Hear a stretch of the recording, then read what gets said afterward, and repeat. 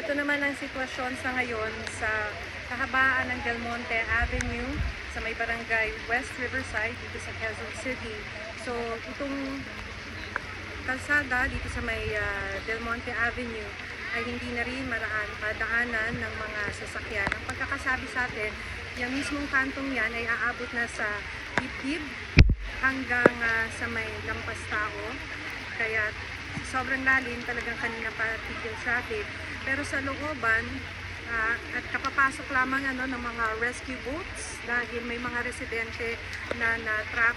At ang pagkakasabi, may mga areas daw sa looban na pinupuntahan ngayon ng mga rescue teams mula sa BFP at ng PNP dahil yung tubig ay aabot na hanggang second floor.